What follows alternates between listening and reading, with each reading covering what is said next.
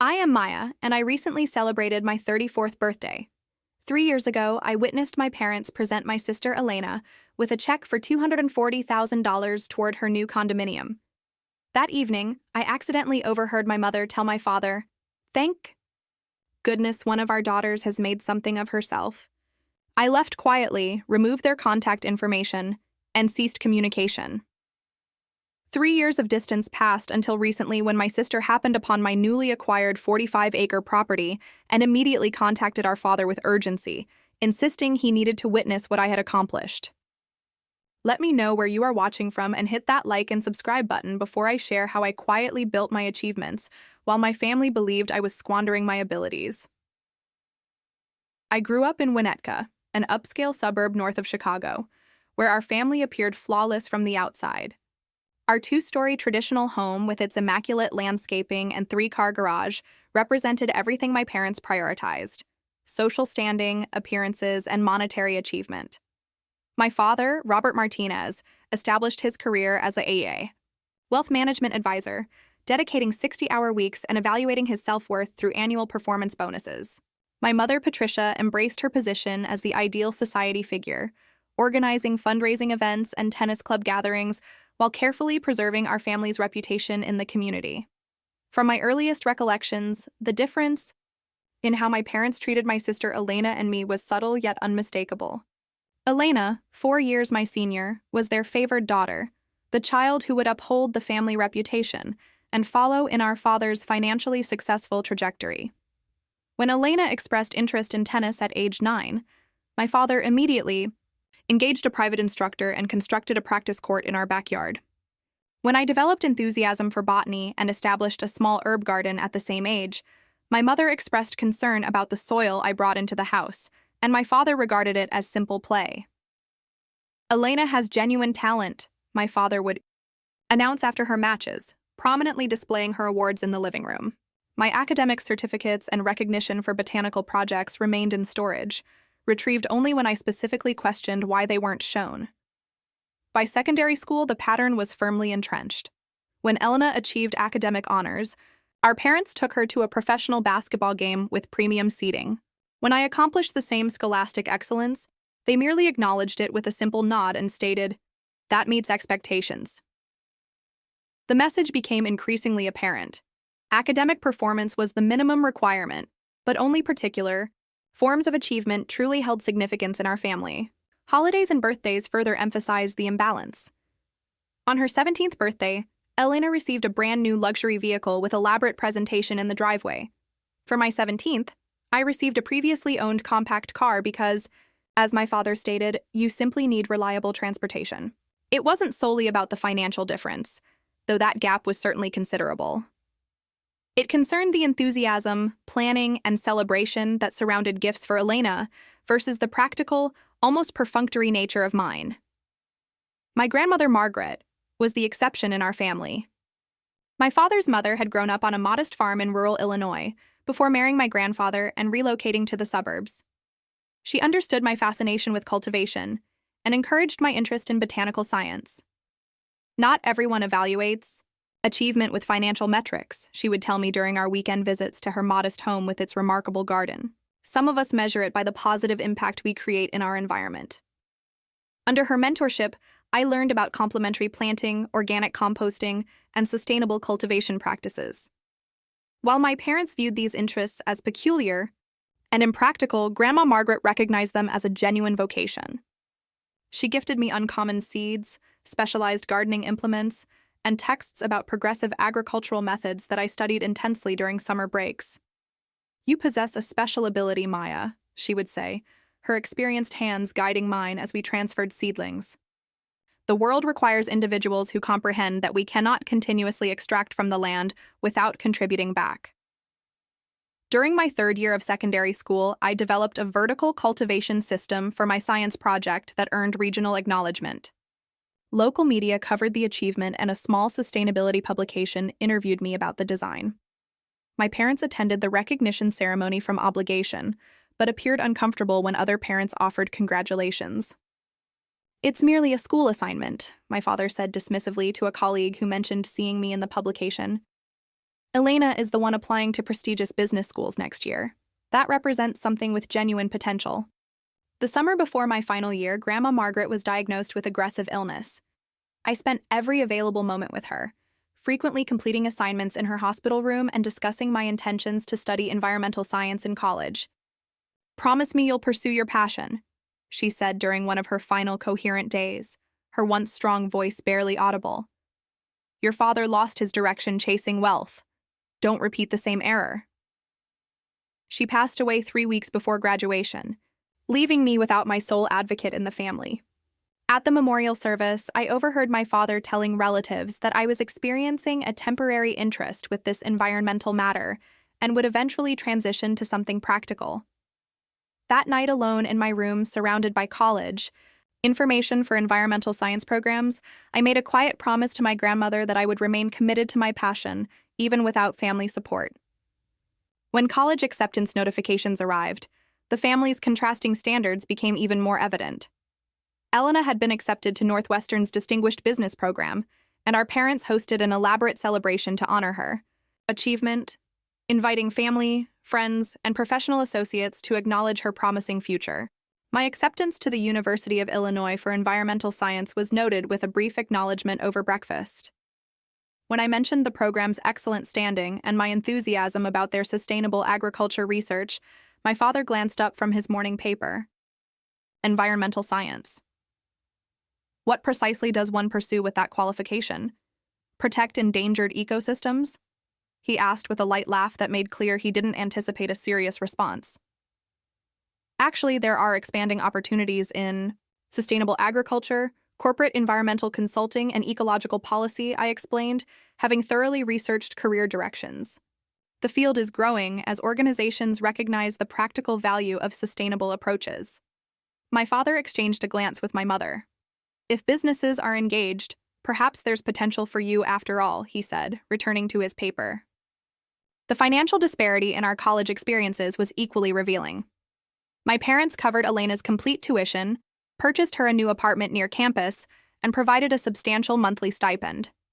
For me, they covered tuition and basic dormitory expenses but made clear that additional costs would be my responsibility. "Consider it a character-building experience," my mother explained when I inquired about the difference. "Elena is pursuing a serious career direction that will require professional networking and connections. Your interests represent more of a personal preference." I found employment at the campus sustainability office for 20 hours weekly, balancing work with full-time studies. While Elena posted updates from professional networking events with industry leaders, I divided my time between classes, work, and the university's experimental agricultural plots. Despite the additional responsibilities, I flourished academically. My comprehension of sustainable cultivation systems attracted the attention of Professor Diana Richardson, the department's leading researcher in urban agriculture. "Your vertical cultivation design demonstrates genuine innovation," she told me after reviewing my first-year project. "Have you considered how this might be adapted for urban areas with limited food access?" Under her guidance, I expanded my secondary school project into a comprehensive system that maximized cultivation space while minimizing water consumption. By my third year, my design was being implemented in a pilot program at a community garden near campus. While the project received a university innovation grant of $18,000, my enthusiasm was diminished by my family's reaction when I shared the news during a weekend visit home. "That's wonderful, dear," my mother said absently, then immediately turned to Elena. "Did you tell Maya about your summer position offer from the investment firm?" The remainder of dinner was devoted to Elena's career prospects, the connections she was establishing, and the entry-level compensation she could expect after graduation. My grant-supported project that could help address food accessibility wasn't worth more than passing acknowledgement. As graduation approached, the divergence in our directions became even more pronounced. Elena completed her business degree and, with our father's connections, secured a position at a distinguished financial firm in Chicago with a starting compensation that made my mother beam with pride when she mentioned it to her acquaintances. I graduated with honors in environmental science, with a specialization in sustainable agricultural systems, and a minor in business sustainability. The employment market in my field was more challenging, particularly for positions that aligned with my specific interests. After several months of searching, I accepted an unpaid internship at Green Roots, a nonprofit focused on developing community gardens in underserved Chicago neighborhoods, an unpaid internship at your age. My father's disappointment was evident when I shared the news over dinner. Elena was earning substantial income by the time she was 24. This provides me hands-on experience in precisely the field I want to pursue, I explained. They're implementing innovative cultivation systems in urban environments. It's advanced work. Advanced gardening, my father muttered. Is this genuinely the return we receive on 4 years of college expenses? My mother placed her hand on my arm. Dear, have you considered pursuing an advanced business degree? With your undergraduate qualification and some business credentials, you might discover opportunities with better compensation. The suggestion was clear: abandon my passion for something more lucrative. I declined as respectfully as I could, explaining that I was committed to my current direction. The conversation shifted to Elena's recent bonus and her plans to begin searching for a condominium in an upscale Chicago neighborhood. Rather than continue residing at home under the weight of their disappointment, I located a small studio apartment in a less expensive area of the city. The commute to my internship was lengthy, and the neighborhood wasn't ideal, but the space was mine, free from the constant comparisons and indirect suggestions that I reconsider my choices. You're making this more difficult than necessary, my mother said when I relocated. We only want what's optimal for you. I understand, Mom, I replied, recognizing that in their own manner they did want me to be content. But we disagree about what optimal represents. 4 years after graduation, I had advanced from unpaid intern to project coordinator at Green Roots. My compensation was modest by Chicago standards, requiring careful financial planning and continued residence in my small studio apartment, but I found genuine satisfaction in my work. Under my coordination, we had established 8 thriving community gardens in areas with limited food access across the city, teaching residents sustainable cultivation practices while providing fresh produce in areas with restricted grocery availability. My innovative vertical cultivation systems had been featured in a sustainability publication, and I had been invited to present at a regional conference on urban agriculture. These professional accomplishments brought me personal fulfillment, even as they remained largely unrecognized by my family, who still measured achievement in promotions and compensation increases. Our family gatherings had become less frequent, but no less strained, with my parents' questions inevitably focusing on my financial circumstances rather than the impact of my work. Elena, meanwhile, continued her rapid advancement in the financial world. Each promotion and bonus celebrated with expensive gifts and proud announcements to their social circle. The real turning point came during what should have been a joyful family occasion. Elena had recently become engaged to Christopher, the son of one of my father's club associates. He came from a similarly affluent background, worked in corporate marketing, and perfectly fit my parents' vision of an ideal son-in-law. My mother immediately began planning an elaborate engagement dinner at their home, calling it the social highlight of the season within their circle. I arrived early to assist with preparations, genuinely happy for my sister despite our different life directions. Elena and I had maintained a cordial, if somewhat distant, relationship over the years. While she didn't comprehend my career choices, she had never been openly dismissive the way our parents were. "Thanks for coming," she said, greeting me with a brief embrace. "It means a lot to Christopher. He doesn't have siblings, so he's pleased about having a sister-in-law." The dining room was transformed with fresh floral arrangements, fine china, and crystal stemware that only appeared for the most special occasions. My mother had engaged a catering service, and the menu featured all of Elena's preferences. As guests arrived, the house filled with my parents' acquaintances, Christopher's family, and several of Elena's colleagues. I recognized no one from my own social or professional circles. Another subtle reminder of how separate our worlds had become. Dinner proceeded with multiple toasts to the engaged couple, stories about Elena's childhood accomplishments, and warm welcomes to Christopher as the newest addition to the family. My father, clearly emotional after several glasses of expensive champagne, stood for what we all expected to be a final toast. "Family is everything," he began, his voice thick with pride. "Nothing matters more than witnessing your children succeed and establish their own lives. Elena has always made us proud. From her first steps to her last promotion." He raised his glass higher. "And now, as she prepares to start her own family, her mother and I want to help establish the foundation." He reached into his jacket pocket and removed an envelope. "Christopher, Elena, we want to present you with something to help you begin your life together appropriately." He handed the envelope to Elena, who opened it and removed a check. Her eyes widened slightly before she passed it to Christopher, whose expression couldn't hide his look of pleasant surprise. $240,000, my father announced to appreciative responses from the guests. A down payment for a home worthy of the family you'll establish together. The table erupted in applause while I sat motionless, my champagne glass halfway to my lips. $240,000, more funds than I would earn in several years, given freely, proudly, publicly to my sister, while I struggled to cover rent each month on my project coordinator's compensation. I forced a smile and joined the applause, suppressing the complicated emotions rising within me. This wasn't about envy or desiring material possessions for myself. It concerned the stark, undeniable evidence of how differently my parents valued our life choices. After dinner, as guests mingled with evening beverages, I slipped into the kitchen to assist the catering staff with cleanup, needing a moment away from the celebration. As I was organizing dessert plates, I heard my parents enter the adjacent preparation area, unaware of my presence on the other side of the partition. A perfect evening, my mother was saying. Everyone was so impressed with Elena and Christopher. They make such an attractive couple. She's done everything correctly, my father agreed, the ice clinking in his beverage glass. The appropriate school, the appropriate career, the appropriate partner. We couldn't request more. There was a pause, and I should have made my presence known, but something kept me silent, sensing the conversation wasn't finished. At least one of our daughters has made something of herself, my father continued, his voice lower but still clear enough.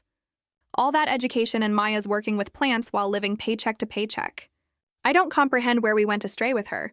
The plate in my hand nearly slipped as the phrase echoed in my head. After years of dismissal and disapproval, hearing my father explicitly confirm what I had always suspected was still deeply painful. She's still young, my mother offered half-heartedly. Perhaps she'll reconsider eventually. I doubt it. She's as stubborn as my mother was. Speaking of which, I still believe it was an error for Mom to encourage all that gardening interest. Put ideas in her head about making a difference instead of building a proper career. I set down the plate carefully and stepped into the preparation area doorway.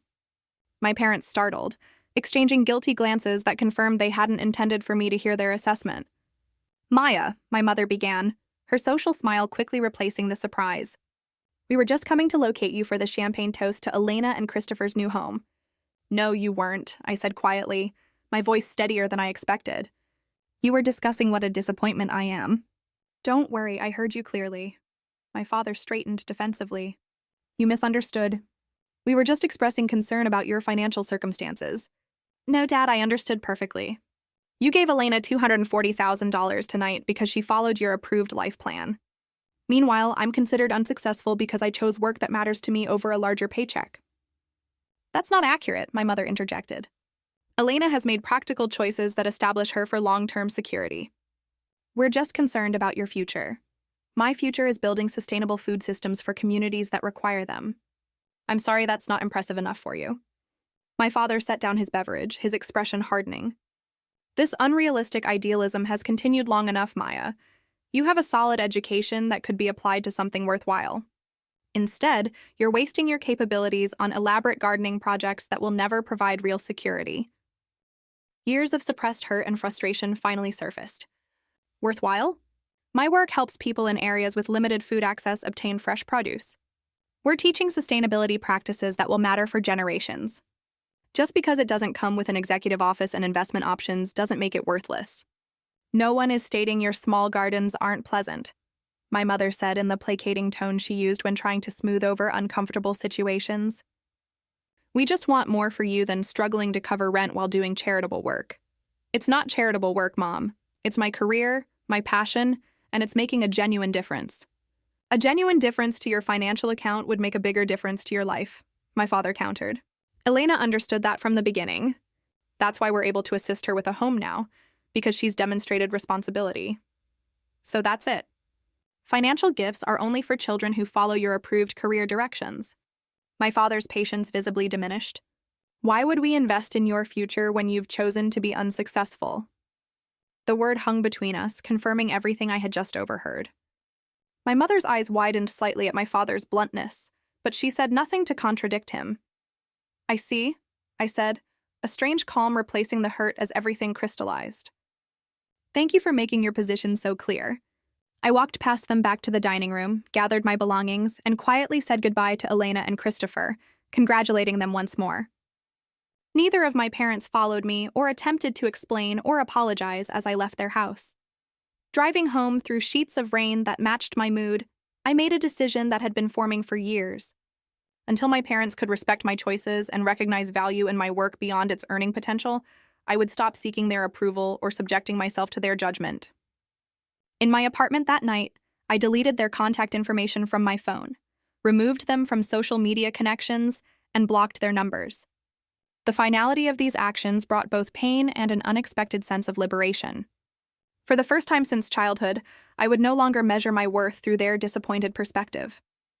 The first few weeks after ending contact with my parents were both liberating and challenging. Without the constant weight of their disapproval, I felt lighter, but the absence of family, even family that didn't understand me, left an undeniable void. I threw myself into my work at Green Roots, channeling my emotional energy into expanding our community garden program and refining my vertical cultivation systems. The hydroponic setup I had developed as an undergraduate project had evolved significantly through years of testing and refinement. My latest design reduced water consumption by 65% compared to traditional systems while increasing yield in limited spaces. At Green Roots, we had implemented these systems in 4 community gardens, but I knew the potential applications were much broader. During a particularly successful harvest day at our newest garden location, I encountered Professor Richardson, my undergraduate mentor, who was volunteering with a group of her current students. "Maya, this system is remarkable," she said, examining the vertical towers filled with leafy greens. "You've resolved the water circulation challenges we discussed years ago." We spent the afternoon reconnecting, and I shared my ideas for expanding the system to commercial applications. The technology could transform urban food production, but nonprofit resources are too limited to scale it appropriately, I explained. Professor Richardson listened thoughtfully, then said, "You should meet Marcus Chen. He manages an agricultural technology investment fund focused on sustainability. This is precisely the kind of innovation he's seeking." That introduction changed everything. Marcus visited one of our community gardens the following week, asking detailed questions about water efficiency, nutrient delivery, and scalability.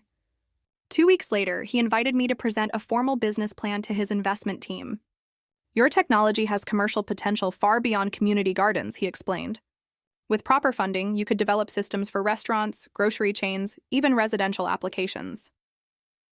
The prospect of expanding my work beyond Green Roots was both exciting and intimidating.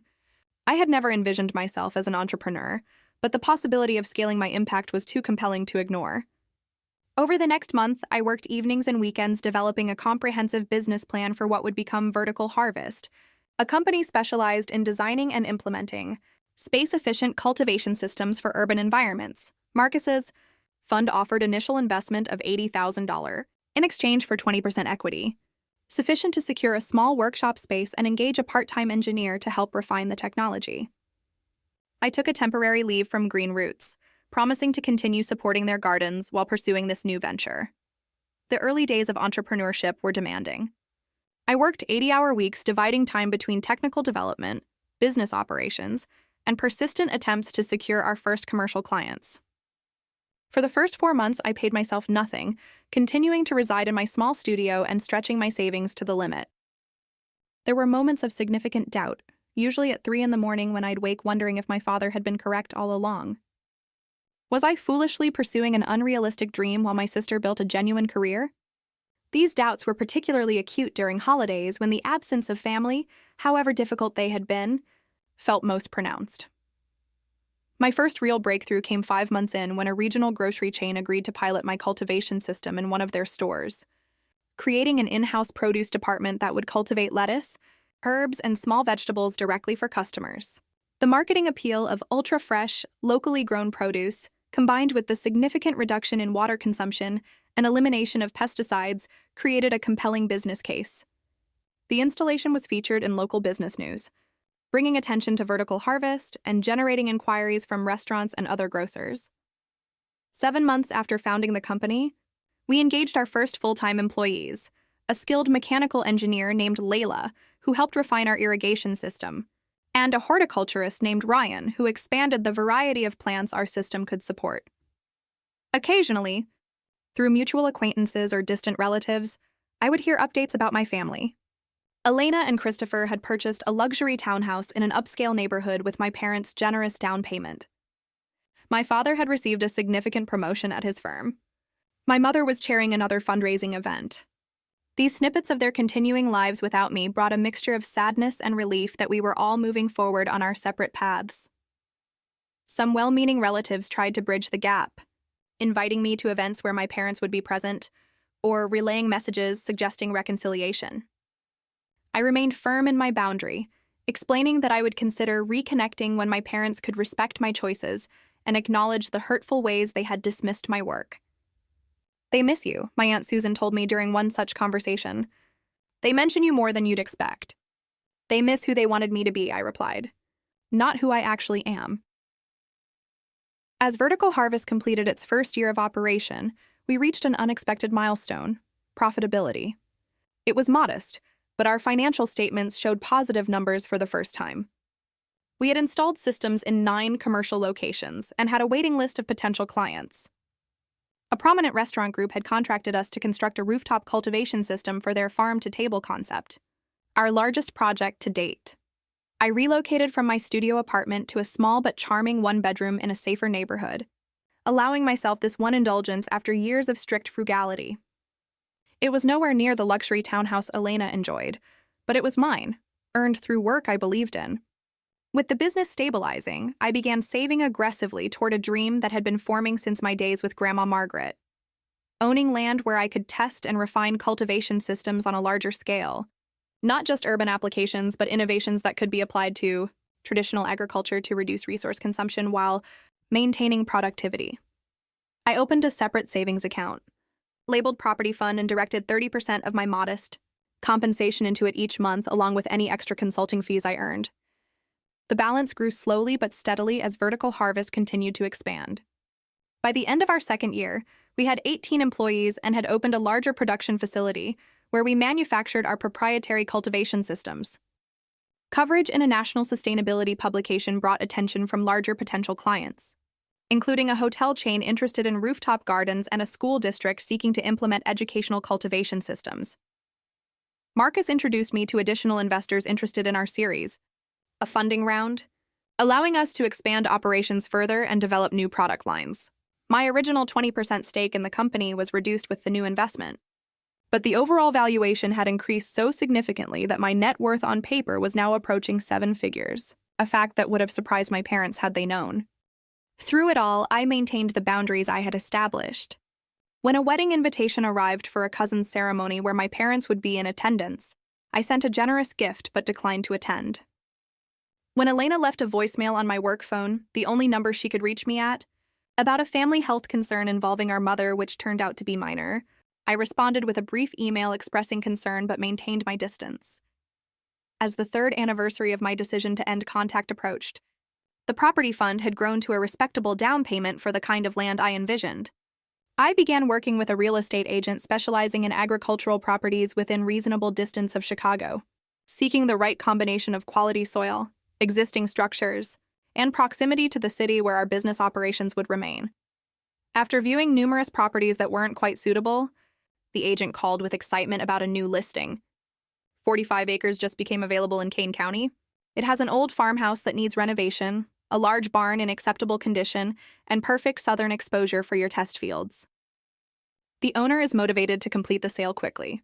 The property was at the upper end of my budget, requiring every cent of my savings plus a mortgage that would stretch my finances considerably.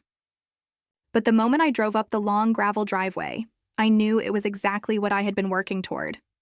The 1920s farmhouse had solid structure despite its outdated interior. The barn would provide ample space for equipment and initial cultivation trials, and the gently rolling fields offered perfect conditions for side-by-side testing of different agricultural methods. I submitted an offer the same day, and after brief negotiations, it was accepted. 60 days later, I became the owner of 45 acres of possibility, the physical manifestation of the path I had chosen despite my family's disapproval. The day I received the keys, I stood in the center of what would become my first test field, the late afternoon sun warming my face as I surveyed land that was now mine. In that moment, I felt Grandma Margaret's presence strongly, as if she were standing beside me, nodding approval at the seeds I was preparing to plant, both literally and figuratively. 3 years after ending contact with my parents, Vertical Harvest had become a respected name in sustainable agriculture technology.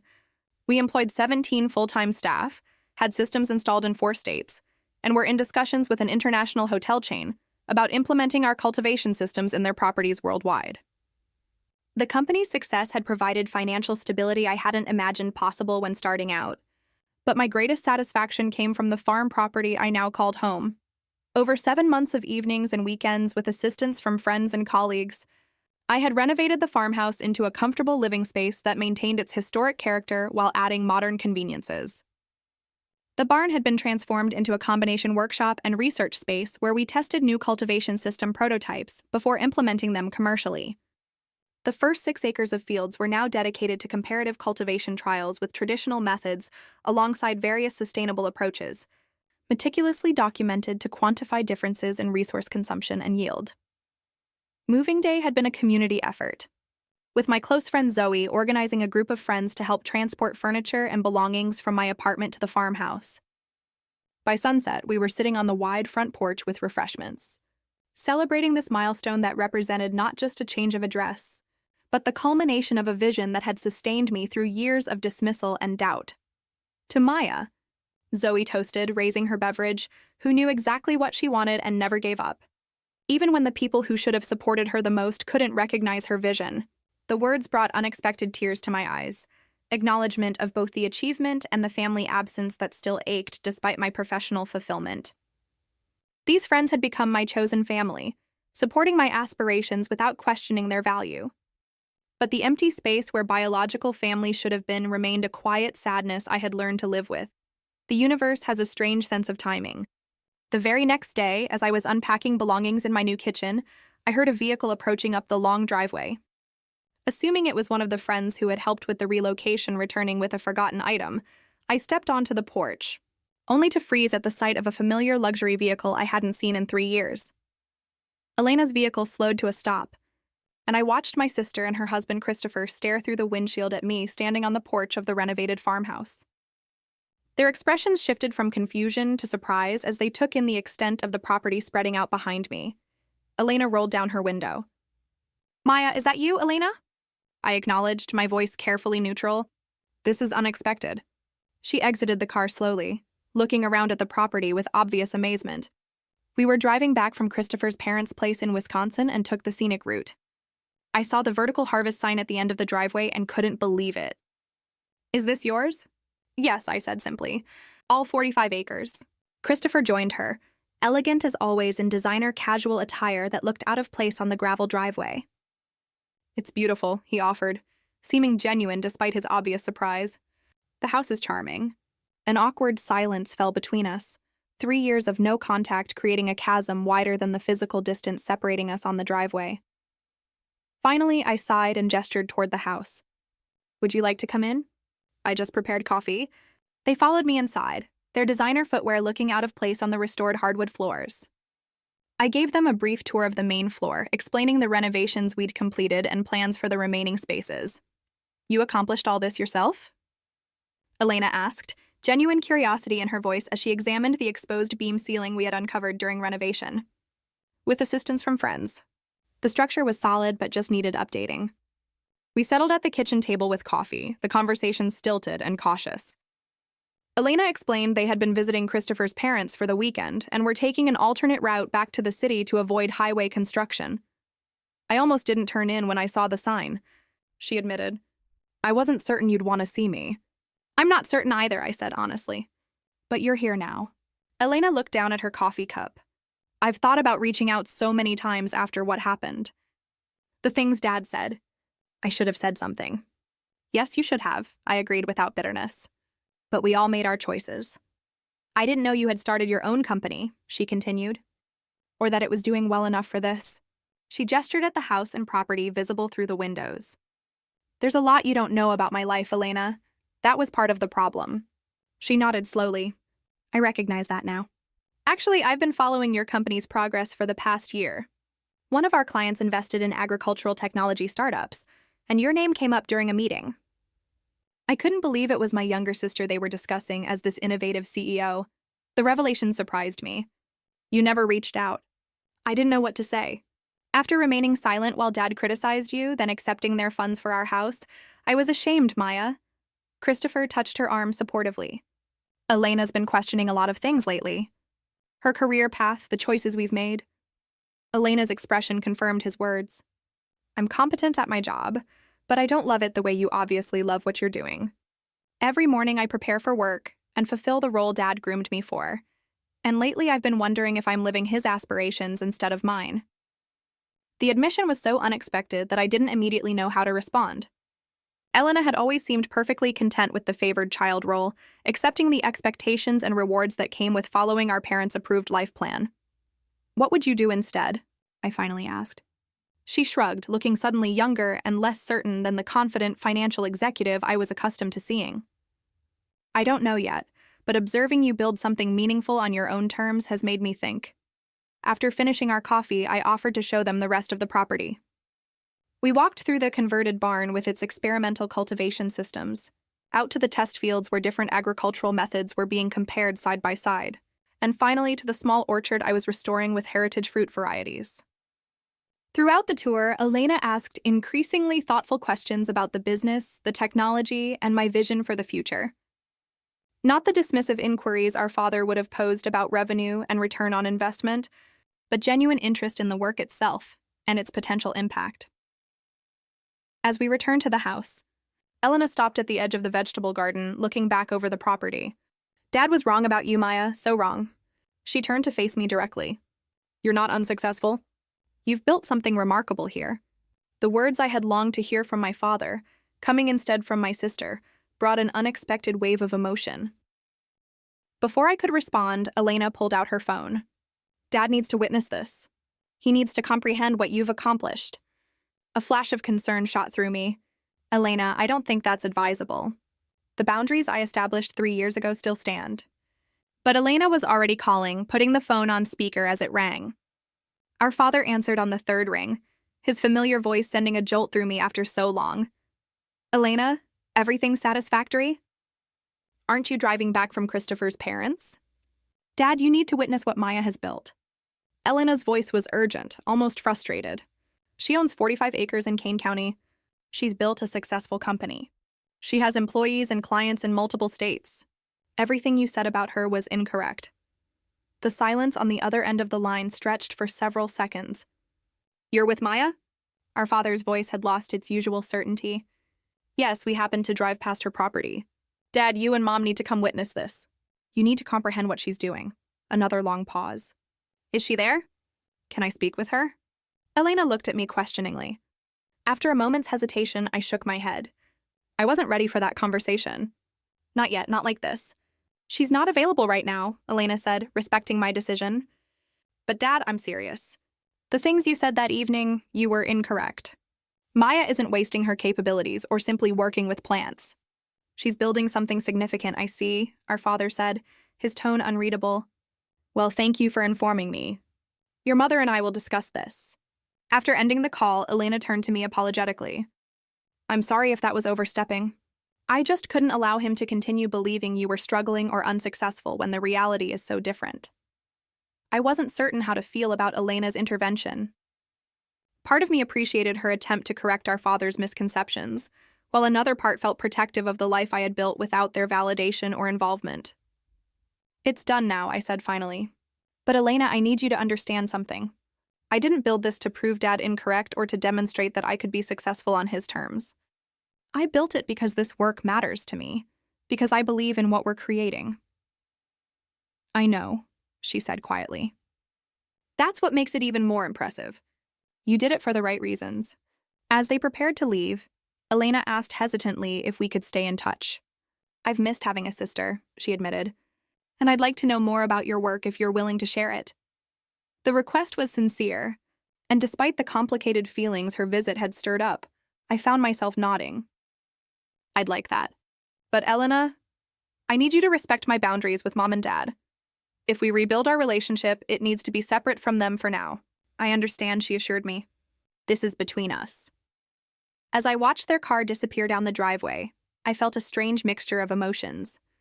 The unexpected reconnection with Elena had opened a door I had assumed would remain closed, while simultaneously reminding me of all I had accomplished on my own terms without the approval or support I had once craved from my parents. Whether they ever came to understand or value my choices remained to be seen. But standing on the porch of my farmhouse, looking out over land that represented my vision becoming reality, I knew with certainty that I had chosen the right path for myself, regardless of their judgment. The week following Elena's unexpected visit passed in a blur of normal activity. I had several meetings with potential clients, supervised a new installation at a downtown restaurant, and continued the never-ending process of unpacking belongings at the farmhouse. If I checked my phone more frequently than usual, expecting perhaps another call from Elena or even my parents, I tried not to acknowledge it consciously. 8 days after Elena's visit, I returned home from the office to find a black sedan parked in my driveway. My stomach tightened instantly in recognition of my father's car. After 3 years of complete separation, both my sister and parents had appeared at my doorstep within the span of a week. I sat in my truck for several minutes, gathering my composure and considering my options. I could drive away, avoiding the confrontation entirely. I could call and ask them to leave, or I could face whatever conversation they had come to have on my territory and my terms. Taking a deep breath, I chose the third option, stepping out of my truck and walking toward the house where my parents stood awkwardly on the porch. My mother looked older than I remembered, her carefully maintained appearance showing subtle signs of time's passage. My father stood stiffly beside her, his expression unreadable behind his usual mask of professional composure. "Maya," my mother said as I approached, her voice wavering slightly. "You look well. What are you doing here?" I asked directly, stopping at the bottom of the porch steps. My father cleared his throat. "Elena told us about her visit, about your property and business. We wanted to witness this for ourselves. 3 years of silence, and now you just appear unannounced." The hurt I thought I had processed resurfaced unexpectedly. "We should have called first," my mother acknowledged. "We weren't certain you would agree to see us." She wasn't wrong. Had they called ahead, I likely would have declined the visit, not feeling ready for whatever judgment or conditional approval they might offer. "Well, you're here now," I said, echoing the words I had used with Elena. I unlocked the door but didn't immediately invite them inside. "Why exactly did you come?" My father gestured at the property surrounding us. "To witness what you've built." Elena was quite emphatic about us having the wrong impression of your circumstances. The careful wording was typical of my father, avoiding any direct admission of error or apology. Still, the fact that they had driven out here represented a step I hadn't expected them to take. "Fine," I said, pushing open the door. "I'll show you around and then we can talk." Unlike Elena's visit, which had carried the awkwardness of estrangement but not the weight of direct hurt, showing my parents my home and work felt both vindicating and vulnerable. As we moved through the house, my mother commented on the charm of the original features we had preserved and the tasteful updates, her interior decorator's perspective noting details most would miss. "You've done a beautiful job with the renovation," she said, seemingly genuine in her approval. "The space has so much character." My father remained largely silent until we reached my home office, where framed press coverage of Vertical Harvest lined one wall alongside technical drawings of our cultivation systems. "Your sister mentioned you had systems in 4 states," he said, studying the materials. "How many employees does your company have now?" 17 full-time plus contractors for installations, I answered, watching his expression as he processed this information.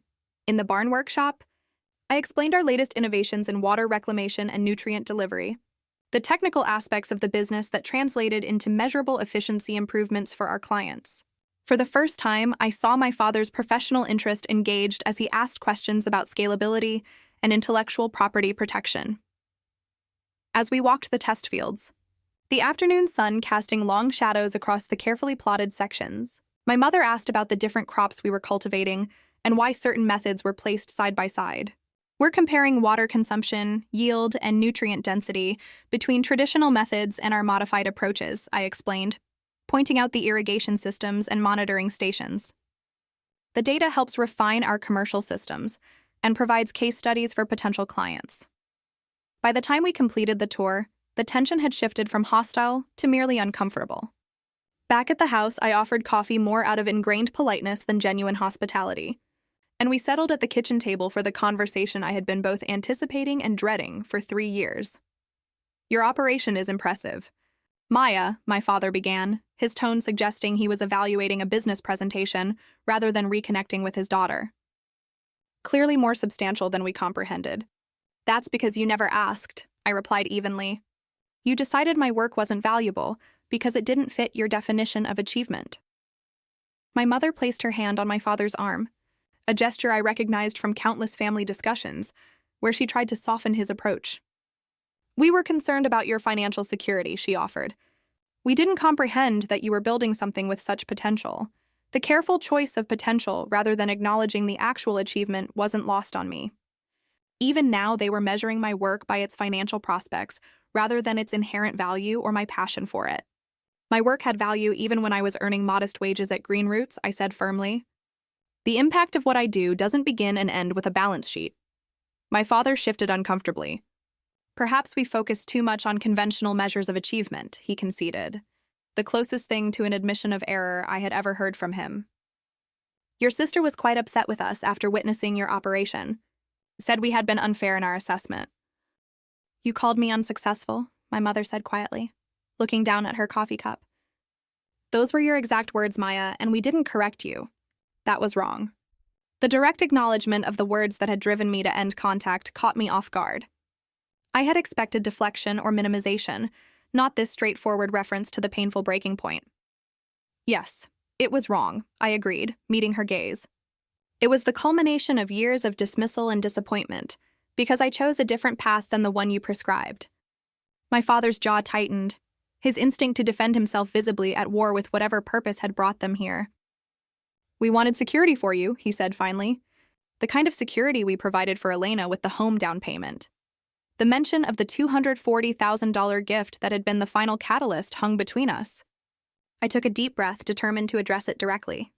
That evening made it abundantly clear where I stood in the family hierarchy, I said. It wasn't just the funds, though that disparity was certainly stark. It was hearing myself described as unsuccessful after years of working toward goals you never bothered to understand or value. We should have supported your choices, my mother said, surprising me with the directness of her admission, even if we didn't fully comprehend them. That's what parents are supposed to do. My father looked out the window toward the fields where evidence of my vision was taking physical form. I built my career in a world where achievement had clear metrics, he said slowly. Financial growth, asset accumulation, measurable return on investment. I applied the same metrics to my children's choices without considering that different fields operate by different measures of value. It was perhaps the most insight he had ever offered into his perspective, an acknowledgement, however limited, that his framework was not the only valid one. Your work here, he gestured toward the property visible through the windows, has metrics of its own. Sustainability improvements, resource conservation, innovations that address genuine problems. He met my eyes directly. I didn't have the proper vocabulary to evaluate what you were building, so I dismissed it instead. That was short-sighted of me. From my father, this qualified acknowledgement was significant, perhaps the closest to an apology his pride would allow. My mother reached across the table, stopping just short of touching my hand. We've missed you, Maya. Discovering from Elena that you've built all this, while we were completely absent from your life, made us realize how much we've lost through our own narrow thinking. The sincerity in her voice penetrated the protective walls I had built. I missed you too, I admitted, but I couldn't keep subjecting myself to constant disapproval and dismissal. It was damaging me, and the fact that we drove you to end contact completely should tell us something about how significantly we failed as parents, my mother said, a directness unusual for her conflict-averse nature.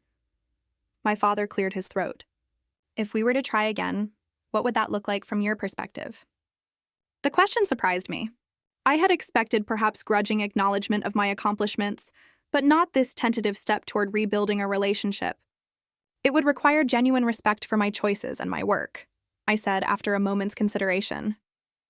Not just because the business is successful now, but because the work itself has value. And it would mean acknowledging the hurt caused by years of comparing me unfavorably to Elena and dismissing my path as worthless. My father nodded slowly. That seems reasonable. As they prepared to leave an hour later, The conversation having covered painful ground but reached no definitive resolution, my father paused at the door. "Your grandmother would be proud of what you've built here," he said unexpectedly. "She always said you had a special connection to the land." I should have listened to her more carefully. The mention of Grandma Margaret, the acknowledgement of her influence that he had previously dismissed, brought unexpected tears to my eyes. I simply nodded, not trusting myself to speak. After they drove away, I sat on the porch steps watching the sunset color the sky above my fields, processing the unexpected visit and its implications. The relationship remained fragile, the hurt not fully healed, but a door had been opened that I had believed permanently closed. Elena called that evening to check in, having heard from our parents about their visit. "They were pretty quiet afterward," she reported. "But Dad mentioned that your business model was more sophisticated than expected, which coming from him is practically high praise." I laughed despite myself. "Baby steps, I guess. Are you comfortable with them reaching out?" she asked. "I feel responsible since I prompted this by calling Dad from your place." "I'm processing it," I answered honestly. "Part of me is glad they made the effort to witness what I've built. Another part is cautious of being hurt again if their newfound respect is conditional on my financial success rather than the value of the work itself." "That's understandable," Elena acknowledged. "For what it's worth, I think witnessing your place in person genuinely affected them. It's one thing to hear about your company, another to see the physical manifestation of your vision. It made it real in a way that words couldn't." As we ended the call, I realized that while the visit hadn't provided the tidy resolution of a television drama, it had begun a process of reassessment and potential healing that would unfold in its own time, with boundaries I now felt empowered to maintain. 7 months after my parents' unexpected visit to the farm, the landscape, both literal and emotional, had shifted significantly. Spring had transformed the test fields into a vibrant display of green, experimental crops thriving under various cultivation methods we were evaluating. The farm had become not just my home, but a living laboratory where vertical harvest tested innovations before implementing them for clients.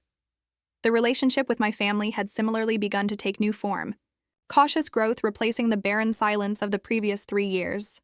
Elena and I had re-established regular contact, with her visiting the farm monthly, genuinely interested in the business, and occasionally bringing her financial expertise to bear on growth strategies. "You know," she said during one such visit, helping me install monitoring equipment in a new test plot, "I never expected to enjoy getting my hands in the soil like this. Dad would be surprised seeing his investment professional daughter doing manual labor on a farm." The comment revealed how much Elena herself was changing, finding satisfaction in activities outside the narrow definition of achievement we had been raised with. She had recently reduced her work schedule to 4 days per week, using the extra time to explore interests long suppressed under professional expectations. My relationship with my parents was evolving more slowly, with careful steps on both sides. We had established a monthly phone call, somewhat formal at first, but gradually becoming more natural. My mother had visited the farm twice more, each time bringing something for the house, a peace offering in the language of homemaking she understood best. My father remained more reserved but made efforts in his own way, sending articles about agricultural technology or sustainability initiatives he encountered in his work. It was his method of demonstrating that he was now paying attention to a field he had previously dismissed, trying to understand my world on its own terms. The most significant test of our fragile new dynamic came with an invitation to dinner at the farmhouse. After much consideration, I had decided it was time to attempt a family gathering on my territory, where I felt most secure and confident. The evening arrived with perfect early autumn weather, a gentle breeze carrying the scent of ripening fruit from the orchard. I had prepared a meal featuring produce from the farm, a tangible demonstration of the abundance that could be created through sustainable methods. Elena and Christopher arrived first, bringing beverages and an easy familiarity with the space from their regular visits. My parents followed shortly after, my mother carrying a photo album I didn't recognize. Dinner conversation remained mostly comfortable, focusing on Elena and Christopher's recent vacation and updates about extended family members. As we moved to the porch for coffee after the meal, my mother handed me the album she had brought. "I've been going through old photographs," she explained. "I realized we have so few of your accomplishments compared to Elena's, all those science fairs and projects that we didn't fully document." The album contained what photos she had managed to find of my early environmental projects, school awards, and even recent press clippings about vertical harvest that she had collected without my knowledge. The effort to acknowledge my path, however belated, was touching in its sincerity. "Thank you," I said simply, recognizing the gesture for what it was, an attempt to rewrite the narrative of indifference that had characterized their response to my achievements. As the evening progressed, my father cleared his throat in the deliberate way that signaled he had something important to address. "Maya, your mother and I have been discussing something we'd like to propose." I tensed slightly, uncertain what was coming. "We've been reflecting on the disparity in how we supported you and Elena financially," he continued carefully. "The home down payment that became a breaking point between us." Elena shifted uncomfortably in her chair, still carrying some guilt about her role in the family fracture. "We'd like to make an equivalent gift to you," my father said. $240,000 to use however you see fit, for the business, for the farm, or for yourself personally. The offer hung in the air between us. 3 years ago, such financial validation would have meant everything. Now, having built my success without their support, I found it carried different significance. "I appreciate the gesture," I said after a moment's consideration. "But I don't need the funds personally, and the business is doing well on its own merits." My father's expression fell slightly, the rejection of his attempt at equity clearly disappointing him. "However," I continued, "I do have a suggestion for how that amount could make a difference in a way that would be meaningful." To me, I explained my idea for a scholarship fund for young women pursuing degrees in sustainable agriculture and environmental science, particularly those facing family pressure to choose more traditional paths. "We could establish it in Grandma Margaret's name," I suggested, supporting students who, like me, see value in work that others might not immediately understand. The mention of my grandmother, whose early encouragement had been so crucial to my path, visibly moved my father. "She would have appreciated that very much," he said quietly. "She always believed education should open possibilities rather than narrow options." Over the following weeks, we worked together to establish the Margaret Martinez Scholarship for Innovation in Sustainable Agriculture. The process of collaborating on something meaningful began to heal wounds that simple financial restitution could not have addressed, creating a shared purpose that acknowledged both the past hurt and the possibility of a different future. As the anniversary of our confrontation approached, I invited my family to a small gathering at the farm to celebrate both the launch of the scholarship fund and the demonstration cultivation field, which was now fully operational, providing data for our next generation of commercial systems. Standing together at the edge of the field, watching the sunset paint the sky in brilliant orange and gold, I felt a sense of completion that had nothing to do with gaining approval and everything to do with standing firmly in my own truth while allowing space for relationships to evolve. "I never imagined this," my father said, gesturing toward the thriving crops and monitoring stations. "When you first discussed environmental science, I pictured something abstract, theoretical, not this practical innovation with tangible results." "That was part of the problem," I replied without bitterness. "You couldn't value what you couldn't envision," he nodded thoughtfully. "I measured achievement by the standards I understood. It limited my ability to recognize other forms of meaningful accomplishment." My mother slipped her arm through mine, a gesture of affection that would have seemed impossible during the years of strained disapproval. "We're learning," she said simply. And they were, in their own way and at their own pace. The relationship would never be uncomplicated, the years of dismissal and hurt leaving marks that time might fade but never completely erase. Yet there was genuine growth on all sides, a willingness to expand definitions and expectations that made space for authentic connection. Elena had perhaps changed the most visibly, questioning the path she had followed so dutifully, and finding satisfaction in activities and interests outside the narrow band of acceptable pursuits we had been raised with. She had recently joined the board of a nonprofit focused on urban food security, bringing her financial expertise to an organization aligned with values she had discovered through reconnecting with me.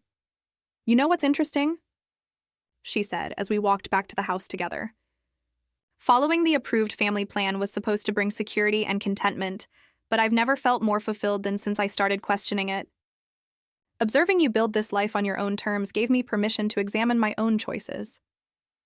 My business continued to thrive, expanding into new markets and developing increasingly sophisticated cultivation systems for various environments. The demonstration farm became a destination for agricultural students and sustainability professionals, a living showcase of innovation that attracted visitors from across the country. More meaningful than the professional success, however, was the inner peace that came from living authentically. The validation I had once desperately sought from my family had become secondary to the satisfaction of creating work aligned with my values. When their respect finally came, it was welcome but no longer essential to my sense of worth.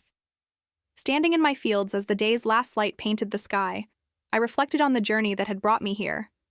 The pain of rejection had been genuine and deep, but it had also been the catalyst for building a life entirely on my own terms, unconstrained by others' limited vision of what achievement should look like.